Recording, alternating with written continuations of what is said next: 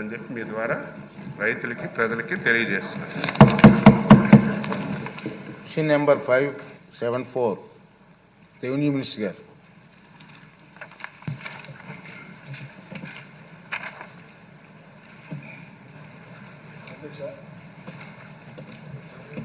అధ్యక్ష, సభ్యుడి గారి ప్రశ్నకు అధ్యక్ష, మొదటి ప్రశ్నకు అధ్యక్ష అవునండి.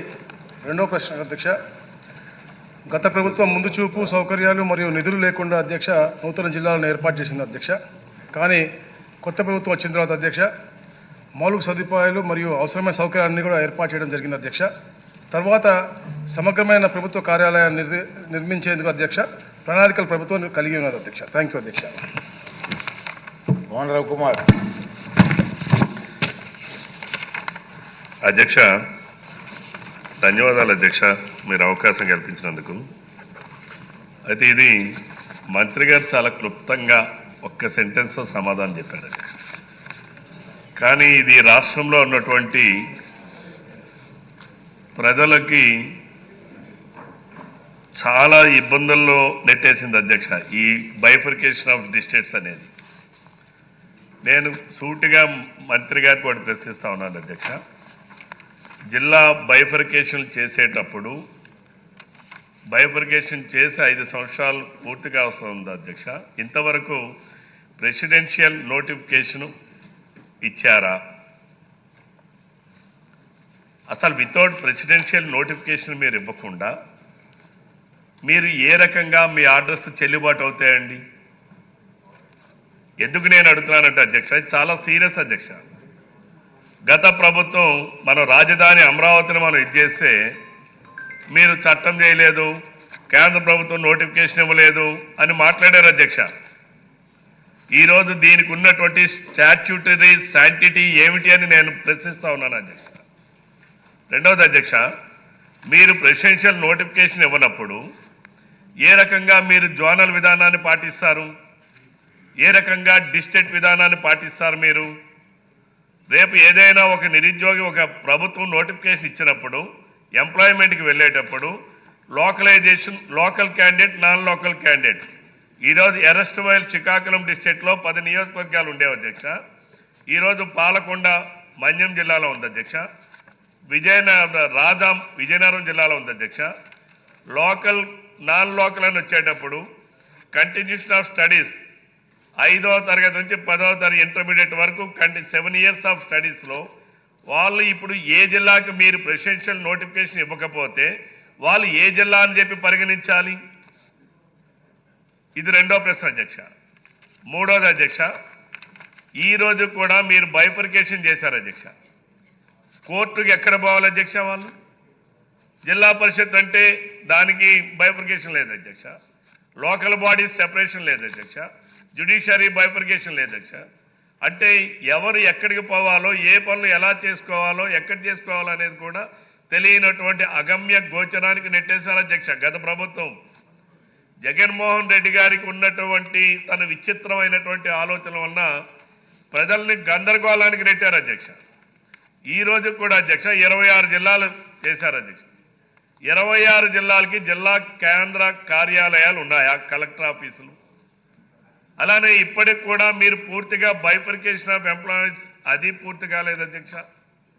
ఇప్పటికి కూడా చాలా దగ్గర చూస్తున్నారు అధ్యక్ష. మీరు ఏదైతే కొత్తగా ఏర్పాటు చేసిన జిల్లాలు ఉన్నాయో ఆ అద్దెలు కూడా గత ప్రభుత్వం గత 4 సంవత్సరాల అద్దెలు కూడా చెల్లించట్లేదు అధ్యక్ష. అద్దెలు చెల్లించకపోతే కార్యాలయాలకు ఆ ప్రైవేట్ ఓనర్స్ తాళాలు వేస్తున్నారు అధ్యక్ష. నేను మొన్న తిరుపతి వెళ్ళేటప్పుడు చూశాను అధ్యక్ష. టీటీడీ వారు నిర్మించుకున్నటువంటి వారి భవనంలో అక్కడ కలెక్టర్ కార్యాలయం నడుస్తుంది అధ్యక్ష. ఇది ఈ ప్రశ్నలన్నిటికీ కూడా మరి మీరు ఇచ్చినటువంటి ఒక సెంటెన్స్ సమాధానం సంతృప్తి కాదు అధ్యక్ష. దయచేసి మంత్రి గారికి మీరు ప్రెసిడెన్షియల్ నోటిఫికేషన్ ఇవ్వకుండా దానికి స్టాట్యూటరీ శాంటిటీ వస్తుందా రాదా?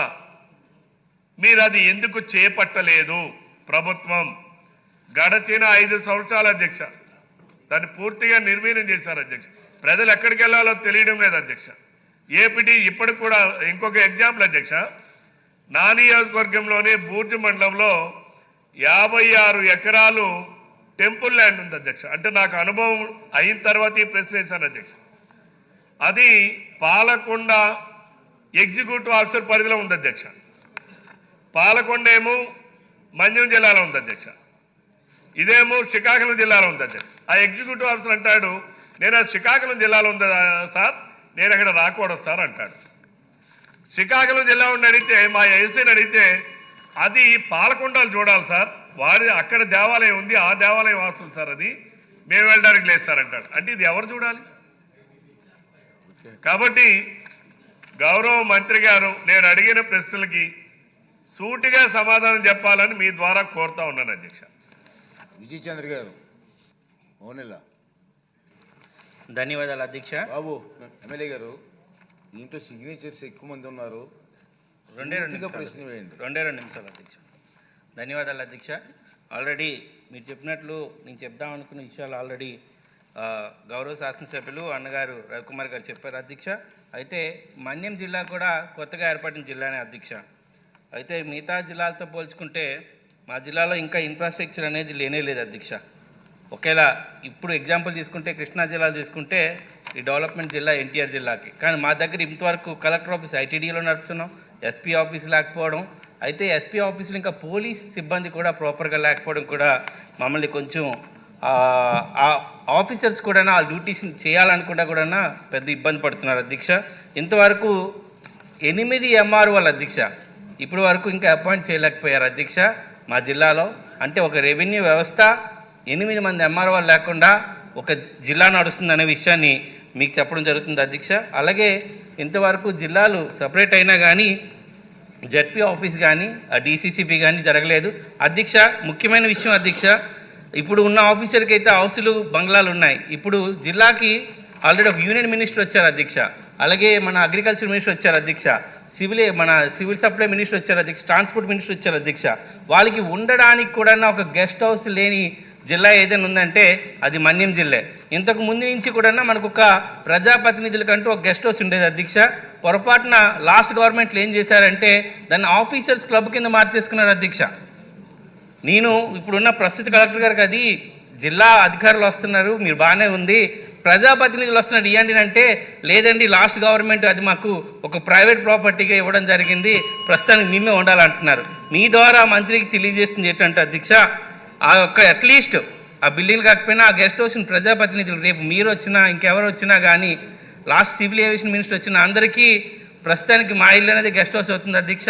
కొంతవరకైనా మీరు ఆలోచించి ఆ ప్రభుత్వ గెస్ట్ హౌస్ని ప్రజాప్రతినిధులకైనా నియమించగలిగితే కొంచెం బాగుంటుందని మీ ద్వారా మంత్రి గారికి తెలియజేస్తున్నాను అధ్యక్ష. మురళీమోహన్ గారు. నెక్స్ట్ పల్లె సుందర్ రెడ్డి గారు. ధన్యవాదాలు అధ్యక్ష.